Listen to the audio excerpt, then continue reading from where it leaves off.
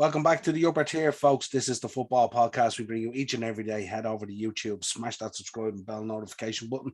This is your Premier League preview, match week 31. Joining me as always for these previews, the Dazzler, Darren. How are we, Darren? Match week 31, Niall. 30 down, 8 to go. We're in the final furlong. Do you know the really upsetting part of that is? Go on. We're around the corner from a break. I don't like breaks, Niall. We don't like breaks. Don't worry, we'll be filling our summer with some sort of content. We'll come up with some good stuff. You bet we will. Absolutely. The soap opera that is Manchester United Football Club. Yeah, baby. Right, let's get into this then. Kicking off Friday night, Newcastle versus Wolves. Yeah, Newcastle obviously on the back of a really poor result, and Wolves on the back of a really good result against Villa. I know we spoke about this, earlier on off camera, and I kind of feel like Newcastle are gonna deal with Wolves in this game. I really do. That's a big shout, obviously, but I really think Newcastle. I think after the defeat and stuff like that, they'll go back in. They won't be happy with the way things went the weekend. I think Eddie will have them well drilled again. They'll be tighter. I think I look for them to create a bit more, and I kind of think, Wolves are going to run out of steam with the way they've been going. And they've been playing so well, but I just don't believe with the kind of small, tight squad that they have, that they can keep that up for the whole season. And I'd expect to see a little dip off, especially now that they're so safe and stuff like that. And they really have to do something magical to finish in one of the top 6 spots, maybe. So I'm gonna go Newcastle here. I'm gonna 2-1. I'm gonna go the opposite. I'm gonna go Wolves 2-1. I think they'll continue their form. That drop off that we keep on suggesting and talking about doesn't seem like it's coming. So I'm going to go with Wolves 2-1. I think it would be a big pick me up for Newcastle to come back after that. I mean, that was a proper drubbing they got the other day. So it'll take a lot for Eddie to pick them back up over that, even as far as the fact that they're home and stuff like that. But I just think Wolves at the moment does a spark in them at the minute. Let's move on then. The lunchtime one on Saturday, Everton versus Man United. Yeah, this could be another really tough game for United. Everton have been better at home than they have been away. United have been equally as poor away as they have at home.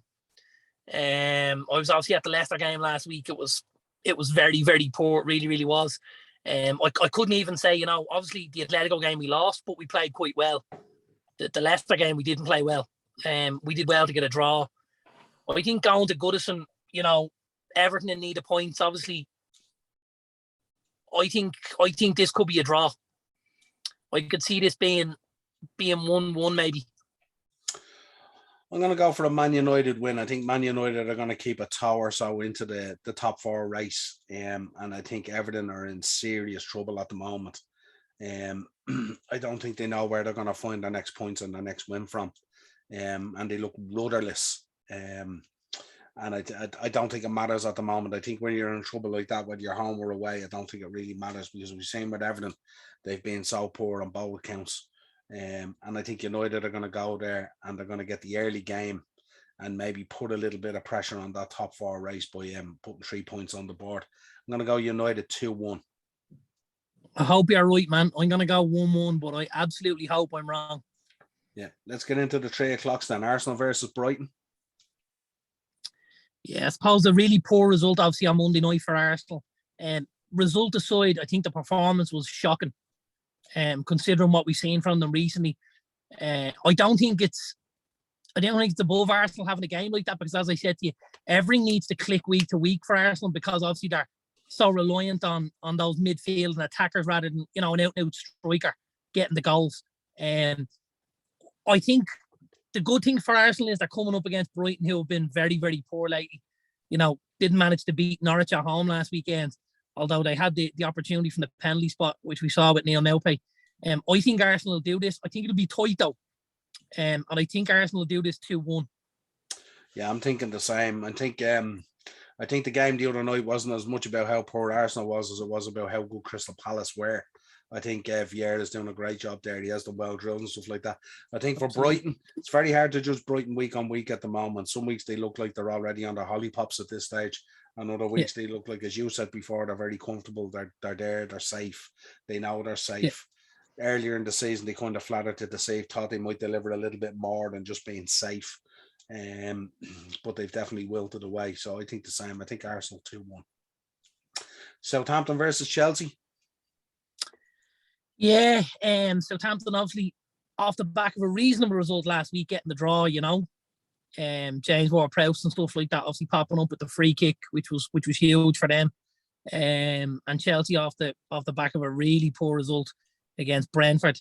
Remains to be seen what will happen in the Champions League, obviously, with Real. But I think this could be I see this being a Chelsea win, but I see it again being another one of those tough games for Chelsea. I think they might grind something out here, but I think what's going to help them is possibly the likes of Livramento and Broja not being involved. With the loan deals and stuff like that. I'd expect Southampton to struggle without the lads. I know the boy Walker Peters has done excellent recently. And they could bring in Shea Adams or Long and stuff like that. But I just think without the two boys, they're not the side they are week to week, I think Chelsea need this win because I think those guys behind them are getting a little bit too close for comfort. And I don't think Chelsea want to be dragged into a top four race when they had top four stitched up, Yeah, they can feel the breath. They can feel the breath of that Chelsea roar on the back of their necks at the moment. Absolutely. In terms of what's coming behind them. So they need to be really careful. One or two results, you could be dragged into an absolute dogfight. I think with Southampton, I think they'll struggle a little bit here, but I think it'll end up being a draw. And I wouldn't be surprised if this finished up a 0-0, with both teams just cancelling each other out. I think Chelsea, albeit they're in the top four and they've more or less nearly cemented top three, bar a couple of bad results if it was to happen. But I think their focus has to be on the two games against Real. At the moment, I think they'll have enough, even if they did get dragged down into a bit of a top four dogfight, I think they'd still have enough to get out of it and stuff like that. Whereas I think at the moment, with the way Real Madrid are playing at the moment and they're buoyed with Ancelotti back there and stuff like that, this is not going to be the same Real Madrid that they did a number on last season. And I think they'll have to up their game greatly from. I firmly believe Real will knock them out over the two legs, if I'm honest.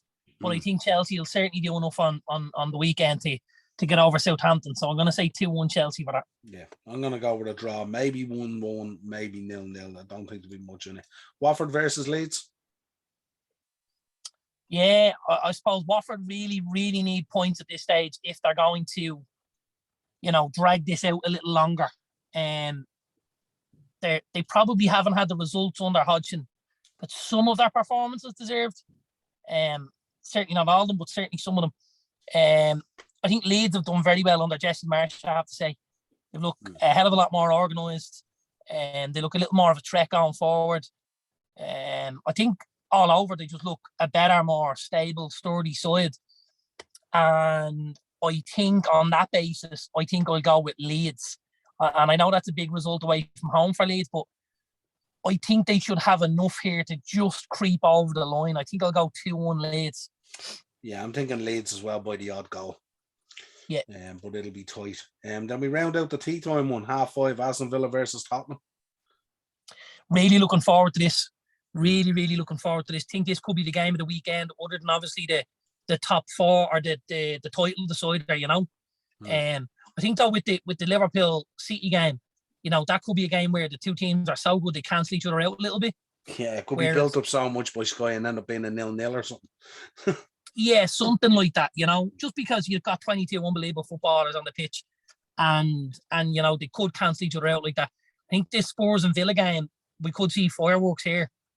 I think Villa and Spurs are both teams that have been kind of have been free scoring for and against this season, Obviously Spurs last weekend take Villa apart, take Newcastle apart. Well, Villa lose obviously, but again, it's quite an open game. There's a few chances and stuff like that. I think we could see goals here. I think Villa need the result equally as much as Spurs do, just to keep the momentum going between now and the end of the season, so that Stevie doesn't lose a couple of the lads in transition, But I think it'll be tough. I think I'm gonna go 2-2. 2-2. Yeah, I'm kind of thinking the same in terms of a score draw. I was kind of favouring Tottenham, but then when you think of Tottenham, they come out and they have these brilliant results, Yeah, and then they come out the next game and it's flat or it's it's Jekyll and Hyde, unconvincing. very Yeah, Jekyll and Hyde. very Jekyll and Hyde. Yeah, so I'm thinking you're And, and, probably spot on with the draw. I and might. typically the away performances have been a lot poorer than the home ones. Yeah, and Tottenham need to win here. They need to keep it going, so it's a big one for them. Absolutely. And especially they'll have seen the Arsenal result earlier in the day as well. So and the United result, so they'll have plenty to look for. So it's only really West Ham in the on the Sunday, yeah, Yeah. I'm gonna go for look. I'm gonna go Spurs by the odd goal, maybe 3-2.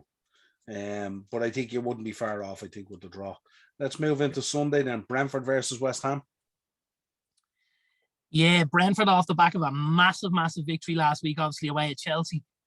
West Ham did really well on Sunday to get over Everton, didn't they, at home? I think Everton played pretty well, put a decent performance out there, but West Ham, they were very Moyes-like on Sunday, just grinded it out, the Bowen goal and stuff like that. And, they just grinded Everton down, and I kind of see it as being another one of them. I think after the victory last weekend for Brentford, I don't think there's a lot to play for this weekend. I think that's a massive high, and I think sometimes off the back of a massive high, you can have a little bit of a low or a lull like that. And I think West Ham will probably just get over the line here. I'm gonna say 1-0 to the Hammers. 1-0. I was thinking just get over the line as well, but I was thinking 2-1. So I think now with Eriksen on the side and stuff like that, Brentford are good for a goal. But I think West Ham have been grinding it out, and they just look like they're not going to go away in that top four race. They're just hanging about. So yeah, I think West Ham 2-1. Leicester versus Palace. Yeah, two good results for both of them last week. I suppose Leicester come away from home and get a good draw at Old Trafford, and to be fair to them, they absolutely should have came away with a victory. I don't think any United fans would argue with that. Palace obviously performed of the week from them, Arsenal to absolute sword, and 3-0 not really flattering them, if I'm honest. They were good for 3 at least. And I think again, like sometimes when you have big results like that, I think last week was huge for Vieira, obviously playing against Arsenal. Whereas I think this week, I don't know if they'll have the fire in the belly the way they did last week. And I think Leicester will probably still have a little bit left in their teeth, because they'll think, we let 3 points go at Old Trafford. Let's go out and do a job here and get the 3 we deserve, and just push us a little bit higher up that table. So I think I'm going to go Leicester 2-1 here. I'm going to go with Palace to continue their form. I'm going to go to reverse Palace 2-1. I think with Leicester, that dropping points and not getting what they deserved has been the story of their season, really. They've thrown so many points away on so many occasions. Should be way higher up the table. They should be in there challenging for your top 7 or top 6 or whatever it is. But absolutely, a poor season by their standards. Norwich versus Burnley. This is massive game, isn't it? I kind of think Norwich are just gone too far, to really mount any kind of a serious challenge. But in saying that, I still think they'll have a say in it, because I think they have a couple of the lower teams left between now and the end of the season. I think Norwich could beat Burnley at the weekend. I think it's very plausible. I think they've been decent at home, and they've tightened up under Dean Smith. And I think if they can nick a goal, I think they could close Burnley out. Yeah, this will be a tight. This will be the odd goal, maybe worst case a draw, but this will be absolutely. This will be the odd goal. I was walking through a mall in Dallas when I was away last week, and there was a girl walking through the mall. She had a Burnley shirt on her. So it just goes to show you how far-reaching football can be sometimes. Obviously the tie and how badly lost was she? Yeah, Google Maps wasn't working. Obviously the tie of the round, or the tie of the weekend, Man City versus Liverpool. They're building it as a title decider. I'm not sure whether it's going to be the title decider, but obviously a massive game. Yeah, to be honest with you, I firmly believe this is the title decider, if I'm honest. Because I think what they'll do against each other will cancel out what happens in the other games, if that makes sense. Like, I think you'll probably finish with a very similar amount of points in the last 7 games. You know, if you pick up 18 points each, 17 points each in the last 7 games. And I think it'll be whether City have the buffer over you to keep us at bay, or will it be that you win and maybe climb ahead of them and are able to hold them off. I think Sunday's huge. I think if I was a Liverpool fan, I'd be much happier if the game was at Anfield, obviously, because I don't think he's have a great record at the Etihad recently. Yeah. It's certainly not the fans getting on their back that's doing it anyway. We know what the atmosphere at the Etihad is like, but I just think City. I think City feel like this game is there for them to win and just kind of rubber stamp that and put one hand on the trophy type thing, And I know that's obviously not what you want to hear. Listen, here's one thing I will say: if anybody's going to upset the apple cart on Sunday, it's Liverpool. I have more faith in Liverpool winning there than I would any other team in the league. But I don't know. I just think City, I think they haven't maybe hit the form we've spoken about, over the season. They've been grinding. I think Sunday we could see City turn on a little bit of style. Similar to ourselves. I mean, we've been grinding most of the season ourselves as well. We haven't flattered really a lot of the times, We've been very workmanlike at times ourselves, especially since Christmas. Yeah, but I think even when you are workmanlike, I think the score sheet looks a little bit better, And if you look at the way you've clawed back the goal deficit and stuff like that, I think that'll tell. I mean, you look at last night. I would say you were pretty poor last night, and got out of there 3-1 win. I would have said City were far better against Atletico, and only won 1-0. I don't know. I thought we were very dominant first half. I think we could have been 3 or 4-0 up first half.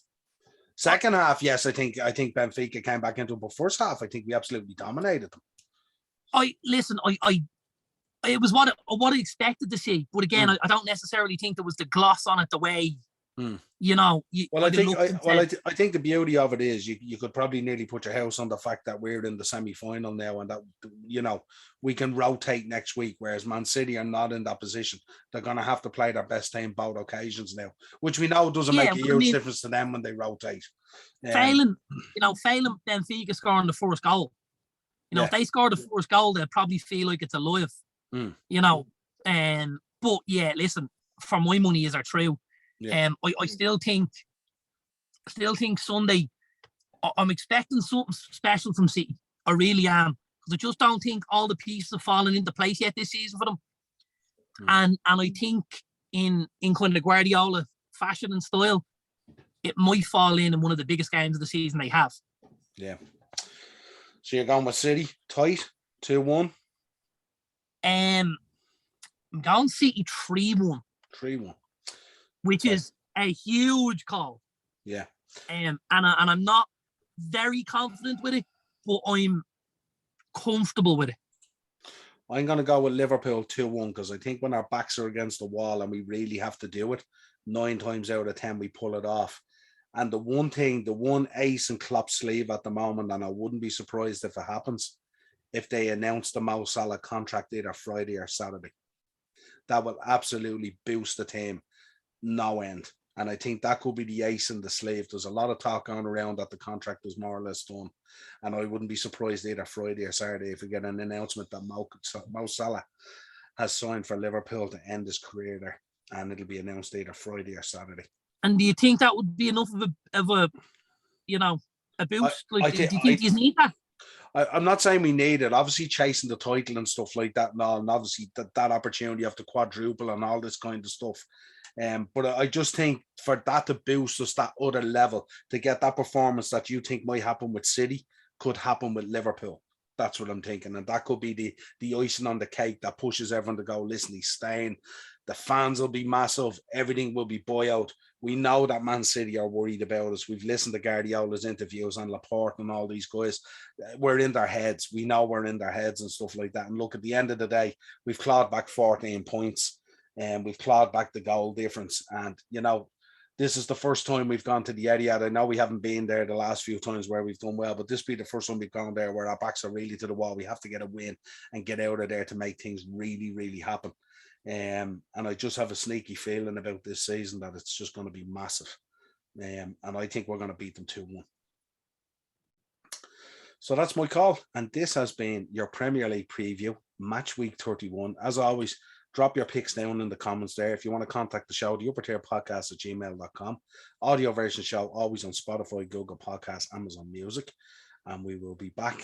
Just tell them. Nobody wants to see me on Spotify, man. No one's going to see you on Spotify. And Nobody wants to see me on Spotify.